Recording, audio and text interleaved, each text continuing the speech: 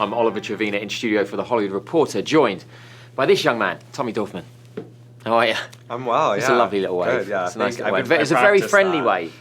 Yeah, Yeah. you don't want to be too abrasive with your waves. It was a good wave. It was a good wave. You're achieving a lot right now. You're good with the waves. Yep. And you're good in the show, which is out now. Well, I Season appreciate 2. that. It is out. Yeah, 13 Reasons everyone Why. can watch it. Yeah. Everyone probably already has watched it. Everyone probably has, but I haven't because we're actually doing the Yes, we're interview. shooting this before the release. Yes, in the past. We're in the past right now. As it so happens. Yeah, so I haven't seen it. No, I know a lot of things. And you know a lot. I've been sitting on a lot of information for a very long time. How hard is that with a show that's got a fan base like this? I never, I started working on the show right when I graduated college, so I really had no idea what I was doing, and I had no concept of what like a fan base even was, or like what a popular TV show was. So when this came out, it really was, it was a learning experience. It was a whirlwind, and now that like people are really hungry for information about season 2, it's been really hard. Like we wrapped in December. It's May. That's a long secret. That's a tough secret. It's been a really, I think like I've told my husband everything. And then had him sign an NDA, and then... Yeah, hang on, you actually told your husband... Did you... Yeah, because I did talk about stuff while I was shooting, you know? But you're joking about the NDA? I'm joking about the NDA. Okay, because I wouldn't put it past networks. They're very strict. Honestly, they're really crazy. Yeah. Okay, got it. So I'm just grateful to like have that weight off my shoulders and move on. Right. And it is such a massive fan base. I'm assuming it's not just fans. Family, people, friends. Everyone's probably asking you for answers. Yeah, they're all trying to like sell a story. Right. Okay. I'm just kidding. This is nice. This is nice. Good to know. God, Totally Tommy's joking. friends. Give him a break. So season 2. Yeah. Talk about it because I haven't seen it. Right. Give me something. Yeah. So season 2 is exciting.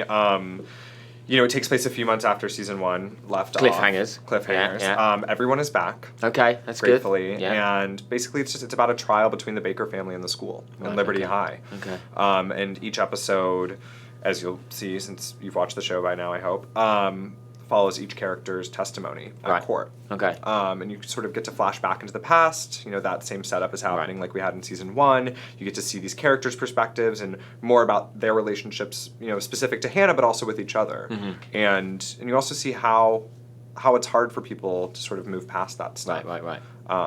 Yeah, because in the trailer it says the tapes were just the beginning. Yeah. So. So we have, as you'll see, we have some Polaroids that are getting... There are some people in the show, some villains in the show, who are out to get the people on the tapes. Got ya. Okay. So a lot of the mystery of this show lies in, you know, who's pranking us. And prank is like a really soft word for what happens. I had a feeling it wasn't like a fun kind It's not necessarily... Yeah, no one's really having a great time. Right, they're not those sort of pranks. No. Right, got ya. Which, this show, I mean, you know, it's this phenomenon, but it's touches base on the issues. I mean, in season 1. And season 2 does not shy away from that either. Okay, so we covered suicide, bullying, sexual assault, and now season 2.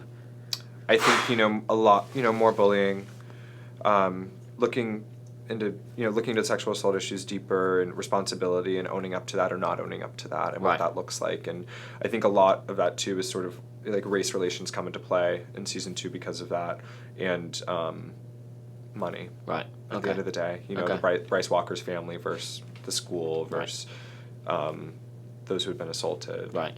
Yeah. How is that? You also see recovery from those things. Okay, that's good. You need some of that. Yeah, we give a lot of... There's a lot of sort of recovery and new friendships made on this show. Okay.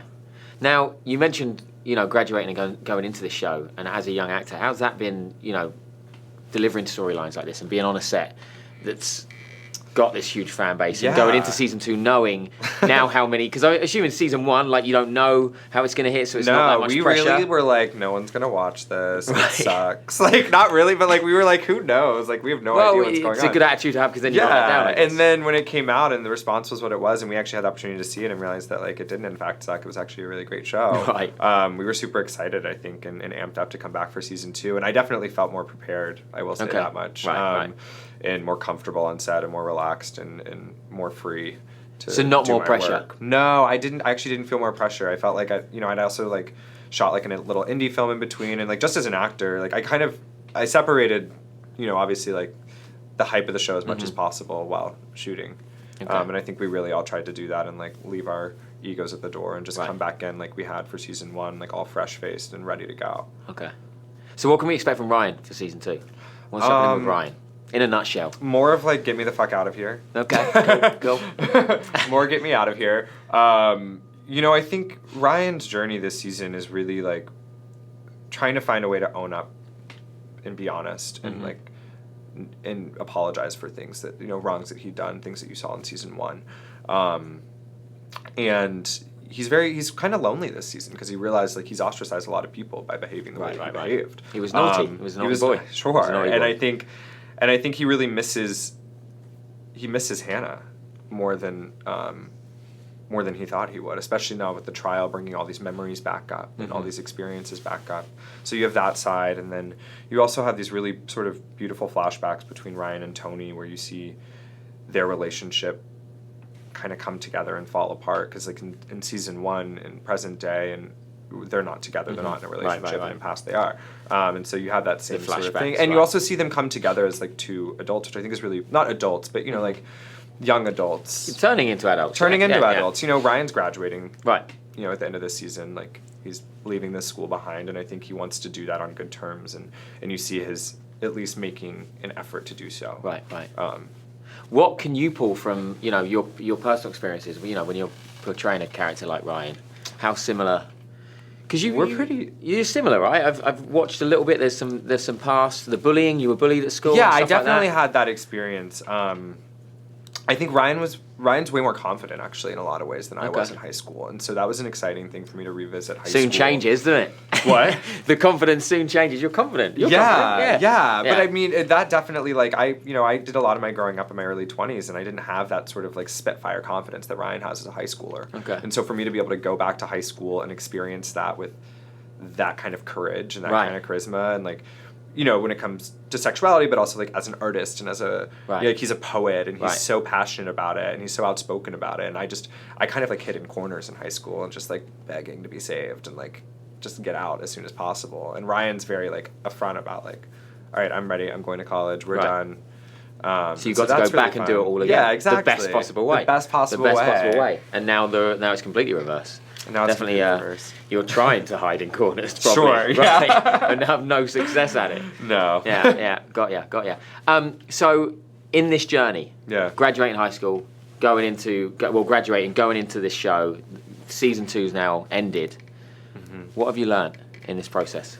Like a big lesson for you personally, as an actor and person. Yeah. I mean, I think as a person, you know, make time for myself in my work and not lose myself and in the things that are important to me, you know, like my family and my friends and the people that I sort of came into this industry with. You know, I've really made an effort this year to come back to them and also like not be afraid to make mistakes and not think that I know it all because I'm suddenly like a working actor now, you know, I feel like I've seen sort of friends or peers go through this thing of like, oh, suddenly I know it all. Right. And for me, like, every day on set, you know, working on season 2 is really just like another opportunity to learn. And I got to work with Kate Walsh a lot this season, which I was super grateful for, because she obviously has a lot of experience and both like in the industry and on set, like as an actor and as a person in this weird world that we exist in. And so I really took a lot of life lessons from her. Yeah, I did. And I hope to continue to take that into new projects that I'm moving forward. Yeah. Love that. Do we know about season 3? You know, no. Do you know? I don't, honestly. I really don't. You know, Ryan's graduating, so I'm not sure. Like, you really don't know then? No? I really don't know, yeah. Okay. I'm pretty sure, like, right now my focus is, like, I'm really excited about the show coming out and excited to do other things. Okay. And sort of also graduate in that sense. Right. Moving forward. Yeah. Moving forward. We have the THR's top 5 easy questions. Ooh. Or so I think they're easy. Sure. Movie you watched as a kid that you wish you were in? Breakfast at Tiffany's. That's true. TV show that you would love to turn into a movie?